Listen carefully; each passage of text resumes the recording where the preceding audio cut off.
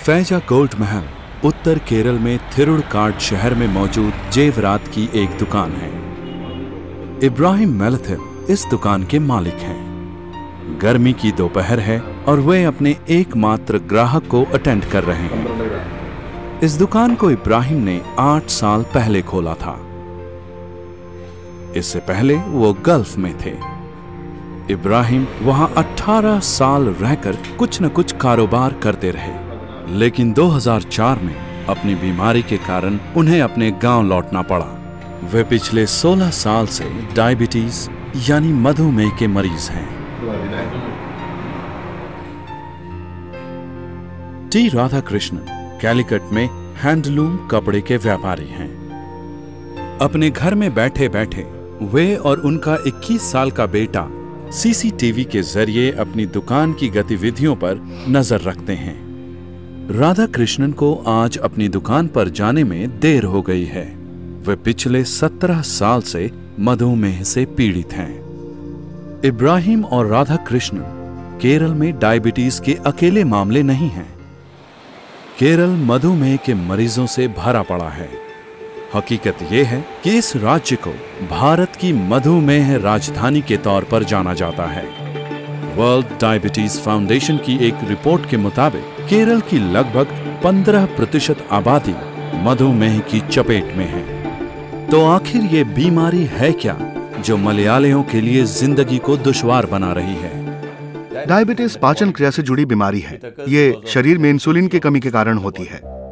Insulin एक ऐसा hormone है जो शरीर में पैंक्रियाज उत्पन्न करती हैं।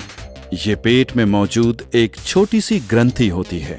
हम जो भी भोजन करते हैं वह पाचन प्रणाली में दाखिल होकर ग्लूकोज में बदल जाता है। यह ग्लूकोज खून में शामिल हो जाता है, जिससे ब्लड शुगर यानी रक्त शर्करा का स्तर बढ़ जाता है। लेकिन शरीर में ऐसी प्रणालियां भी होती हैं जो ब्लड शुगर को सामान्य स्तर तक ले आती हैं। ये काम करती हैं इंसुलिन। इंसुलिन पैंक्रियाज में बनती हैं और इसे बनाती हैं बीटा सेल्स नामक कोशिकाएं। इस इंसुलिन के कारण खून में मौजूद ग्लूकोज शरीर के विभिन्न कोशिकाओं में दाखिल हो जाता है, जहां यह ऊर्जा में तब्दील हो जाता है। शरीर में मौजूद मांसपेशियों और ऊतकों को अपने कामकाज के लिए इस ऊर्जा की जरूरत पड़ती है। इससे खून में मौजूद ग्लूकोज का स्तर सामान्य स्तर तक आ जाता है। तो अगर 65 साल के कुंयुमोन अपने खेत में काम कर रहे हैं, तो ये ताकत उन्हें उनके खून में मौजूद ग्लूकोज से मिलती है और उनके पैंक्रियाज द्वारा पैदा की जाने वाली इंसुलिन उनके ब्लड शुगर के स्तर को नियंत्रित रखती है। लेकिन डायबिटीज की हालत में ब्लड शुगर को खुद ब खुद नियंत्रण करने वाली शरीर की प्रणाली गड़बड़ हो जाती है। या तो पैंक्रियाज दम तोड़ चुकी बीटा कोशिकाओं के कारण कम इंसुलिन बनाती है, या शरीर इंसुलिन का ठीक से उपयोग नहीं कर पाता है। दरअसल 2 समस्याएं पैदा होती है। पहली ये कि इंसुलिन बनाने वाला पैंक्रियास शरीर की जरूरत से कम इंसुलिन बनाता है, और जो इंसुलिन बनती भी है वो अपना मकसद ठीक से सिद्ध नहीं कर पाती। शरीर इंसुलिन के प्रति ठीक से प्रतिक्रिया नहीं देता है। इससे कोशिकाओं के स्तर पर इंसुलिन की कार्यवाही कम प्रभावी हो जाती है, तो शुगर ठीक से पच नहीं पाती है। शुगर यानी शर्करा कोशिकाओं में दाखिल नहीं हो सकती, जहां इसे ऊर्जा में बदला जा सकता है। साथ ही भविष्य की ऊर्जा के लिए चीनी को एक स्रोत के तौर पर जमा करके भी नहीं रखा जा सकता। इस वजह से खून की कोशिकाओं में शुगर का स्तर बढ़ता जाता है। शुगर एक विषैली चीज है, तो शरीर के विभिन्न हिस्सों पर इसके जहरीले प्रभाव पड़ते हैं। डॉक्टर विपिन मिश्रा एक व्यस्त डॉक्टर हैं। वे दिल्ली में एक मधुमेह विशेषज्ञ हैं और रोजाना डायबिटीज के बहुत से मरीजों को देखते हैं। उनका कहना है कि भारतीयों को आनुवांशिक तौर पर मधुमेह का शिकार होने की आशंका रहती है। सबसे पहले हमें ये जानना चाहिए कि भारतीयों का जीनोम पश्चिम के लोगों से अलग होता है। हमारे जीन भिन्न हैं और इस कारण से हमारे पेट के आसपास मोटापा बढ़ जाता है। हमारे यहाँ मोटापा मुख्य तौर पर बढ़े हुए पेट के रूप में नजर आता है, जबकि पश्चिम के लोगों में ये मोटापा पूरे शरीर पर फैल जाता है। इस कारण से हम इंसुलिन के प्रति ज्यादा प्रतिरोध रखते हैं। हम पर इंसुलिन उतनी अच्छी तरह प्रतिक्रिया नहीं करती जितनी कि पश्चिम के लोगों पर करती है, और इस कारण से भारतीयों के मधुमेह का शिकार होने की आशंका ज्यादा रहती है। इस आनुवांशिक अवस्था के अलावा भारतीयों की खान पान की बदलती हुई शैलियों और ज्यादा सुख सुविधा ने भी देश में मधुमेह के मरीजों की तादाद में काफी इजाफा किया है। आहार उद्योग में आई क्रांति की वजह से हम बहुत ज्यादा ऊर्जा वाली चीजें लेने लगे हैं। अब कई नई तरह के आहार उपलब्ध हैं जिनमें बहुत सी कैलोरी होती है और साथ ही ढेर सा तेल और शुगर भी। दूसरी बात ये कि कई कारणों से शारीरिक व्यायाम बहुत कम हो गया है। केरल के मामले में ये बात पूरी तरह सच लगती है, क्योंकि यह भारत के सबसे ज्यादा शहरीकृत राज्यों में से एक है। यहाँ गांव शहरों में और शहर गांवों में पूरी तरह समाये लगते हैं। केरल में घरेलू उपकरणों, चीजों और आरामदायक वस्तुओं का एक बड़ा बाजार है, जिससे लोगों की जिंदगी और आसान हो जाती है। हाल में बरसों में साक्षरता की दर में वृद्धि आने से राज्य का जनसांख्यिकी विन्यास भी बदला है। डॉक्टर वी श्रीनिवासन उत्तर केरल के सुल्तान बतेरी में एक मधुमेह विशेषज्ञ हैं। अब खेत में काम करने वाले किसी इंसान को ढूंढना बहुत मुश्किल है। नारियल के पेड़ों पर चढ़ने वाला कोई व्यक्ति भी आपको बड़ी मुश्किल से मिलेगा। आपके खेत में रोजाना का काम संभालने वाले लोगों को खोजना भी बहुत मुश्किल है।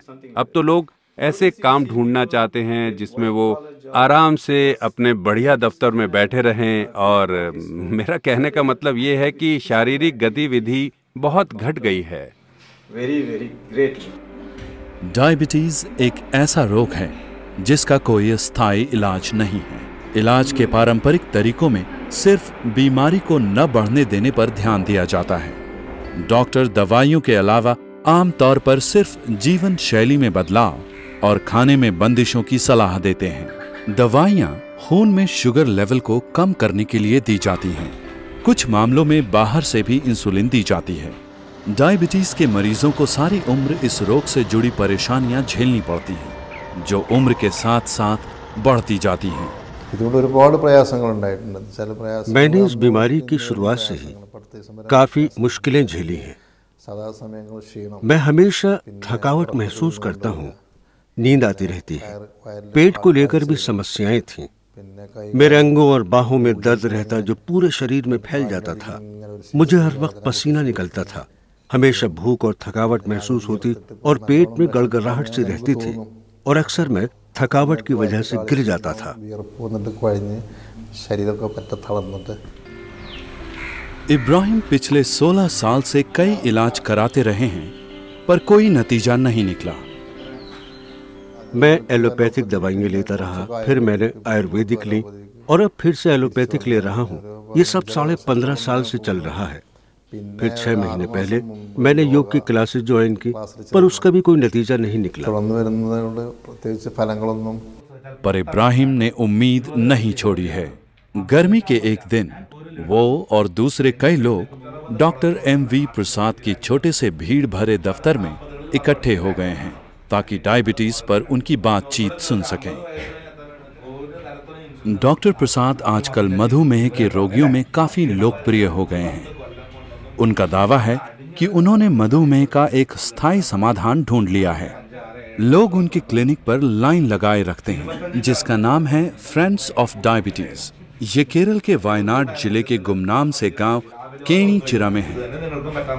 इस बीमारी और इसके इलाज के प्रति उनका नजरिया एकदम अलग है। जब पैनक्रियाज काम नहीं करता और उस कारण ब्लड शुगर का लेवल बढ़ जाता है, तो ऐसी स्थिति को डायबिटीज कहते हैं। अमूनन ये माना जाता है कि ब्लड शुगर में बढ़ोतरी इसलिए होती है क्योंकि पैनक्रियाज में मौजूद बीटा सेल्स निर्जीव हो जाते हैं। पर मुझे लगता है कि टाइप 2 डायबिटीज में ये बीटा सेल्स मरते नहीं हैं, बल्कि निष्क्रिय अवस्था में पहुंच जाते हैं।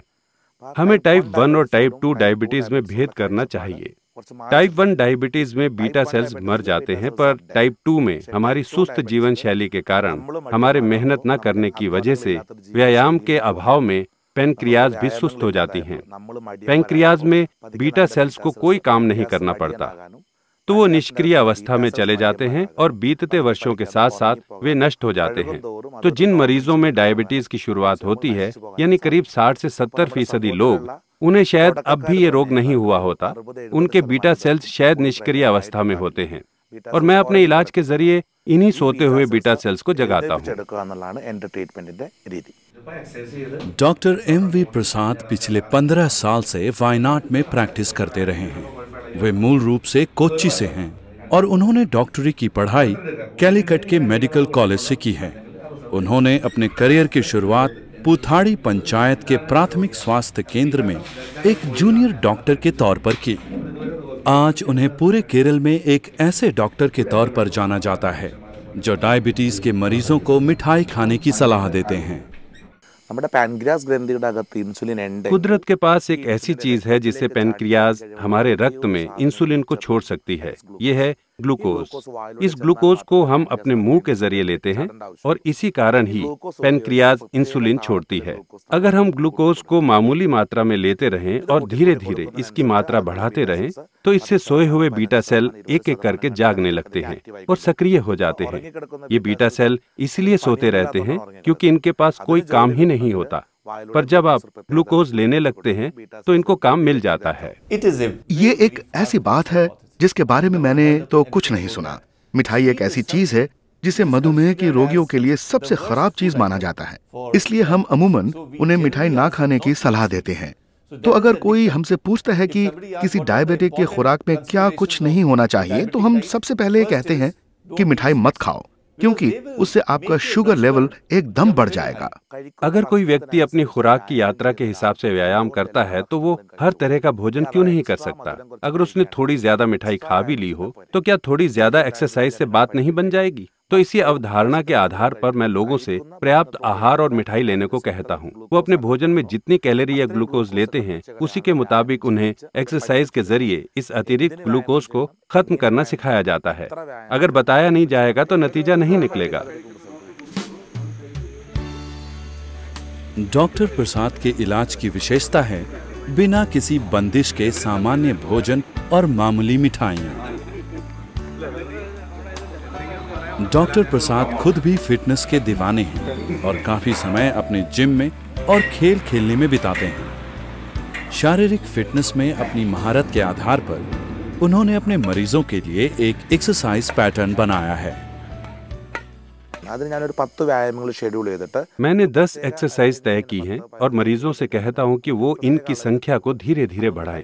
जैसे कि हर एक्सरसाइज को 10, 15, 20 बार करें। इससे वे अपने रोजमर्रा के आहार में जो ऊर्जा लेते हैं उसे खत्म करने में मदद मिलती है।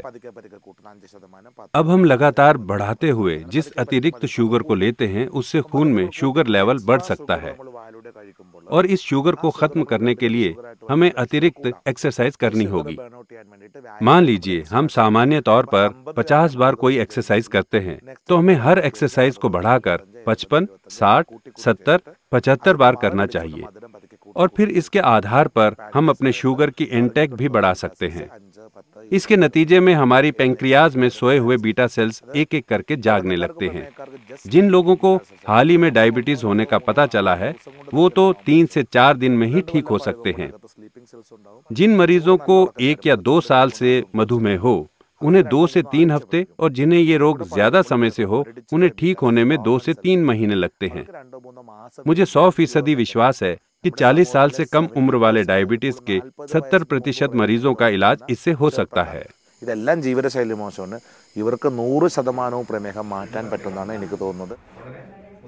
लिसी योहन्नान पूर्व केरल के पिरवम से हैं।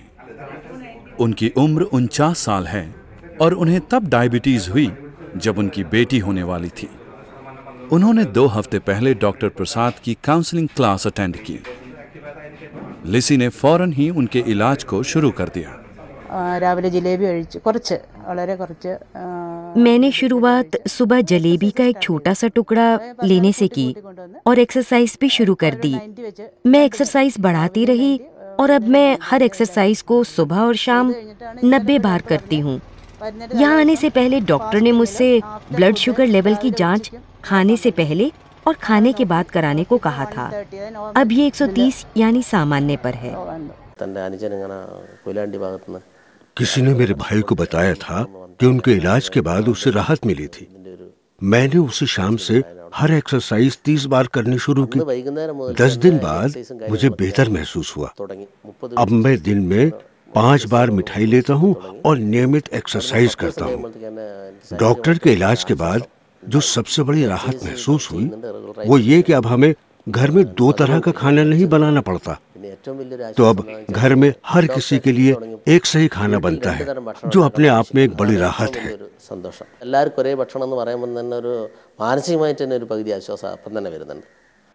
एटी अब्दुल्ला कोया या एटी एक राजनेता हैं और कैलिकट कॉरपोरेशन के डिप्टी मेयर रह चुके हैं। उन्हें 32 साल से डायबिटीज था और वे इंसुलिन लेते थे, लेकिन डॉक्टर प्रसाद के इलाज के बाद अब वे ठीक हैं और अब वे हर तरह के खाने की आज़ादी का आनंद ले रहे हैं। 10-30 വർഷക്കാലമായിട്ട് मैं बहुत खुश हूँ कि 30 साल के बाद मैं अड़ा प्रथमन और मुसलमानों में खाई जाने वाली लजीज चट्टी पथरी जैसी मीठी चीजें खा सकता हूँ। पहले जब मैं शादियों में जाता था तो पायसम जैसे मेरा मजाक उड़ाया करता था और मेरा दिल बहुत रोता था।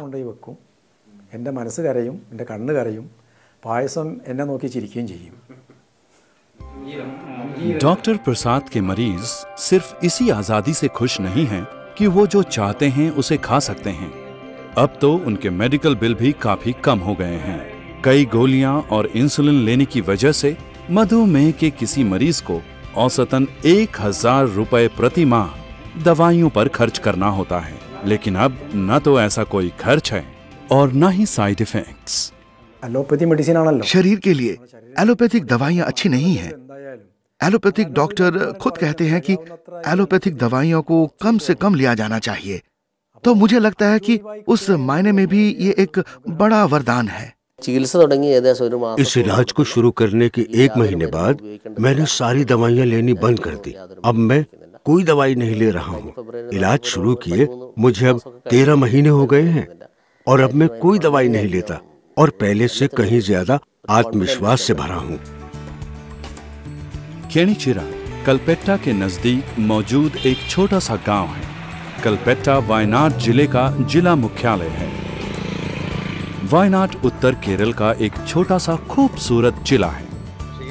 ये समुद्र की सतह से 700 से 2100 मीटर की ऊंचाई पर बसा है और यहाँ सैलानी खूब आते रहते हैं। वायनाड तक जाने का रास्ता खूबसूरत घाटों, वादियों, चाय और कॉफी के बागानों और जंगलों से भरा है। केनिचिरा के लायंस क्लब ऑडिटोरियम में लोगों की एक बड़ी भीड़ इकट्ठा हुई है, जो डॉक्टर प्रसाद और उनकी फ्रेंड्स ऑफ डायबिटीज टीम द्वारा चलाई जाने वाली काउंसलिंग क्लास में हिस्सा लेने आए हैं। भीड़ में मौजूद बहुत से लोगों को बैठने की जगह नहीं मिली है, लेकिन वे डॉक्टर प्रसाद द्वारा बताए जा रहे व्यायाम के फायदों को बहुत ध्यान से सुन रहे हैं। वे स्थानीय भाषा में बात करते हैं, जिससे सब लोगों को उनकी बात समझ आती है। ऐसी ही काउंसलिंग क्लासेस केरल के अलग अलग हिस्सों में हर हफ्ते लगाई जाती हैं। कन्नूर जिले के पय्यनूर में भी एक बड़ी भीड़ डॉक्टर को सुनने और उनसे सलाह मशविरा करने आई है। जब हम उनकी काउंसलिंग क्लास में जाते हैं तो बहुत ज्यादा भीड़ होने के कारण बैठने के लिए जगह नहीं मिलती। वहाँ जाने वाले लोगों को अच्छे नतीजे भी मिल रहे हैं। मेरे पास मध्य पूर्व समेत बहुत से देशों से, देश के अलग अलग राज्यों से, केरल के सभी जिलों से हजारों मरीज आते हैं। केरल का कोई ऐसा जिला नहीं है जहां मेरे मरीज ना हो। सबसे पहले मैं मलयालियों को अटेंड करके उनकी बीपी, डायबिटीज और कोलेस्ट्रॉल संबंधी समस्याओं को दूर करके इस राज्य के माथे से डायबिटीज की राजधानी होने का कलंक हटाना चाहता हूँ। डॉक्टर प्रसाद अपने साथी मलयालियों को स्वस्थ जीवन शैली, सही भोजन और व्यायाम के फायदों के बारे में जागरूक करना चाहते हैं। वो अपने राज्य पर लगे मधुमेह राजधानी की छाप को मिटाना चाहते हैं। उनकी काउंसलिंग क्लासेस में जितनी भीड़ इकट्ठा होती है और उनके अनोखे इलाज के प्रति लोगों की जो सकारात्मक प्रतिक्रिया है, उसे देखकर उम्मीद की जा सकती है कि वो देर सवेर अपने लक्ष्य को पा ही लेंगे।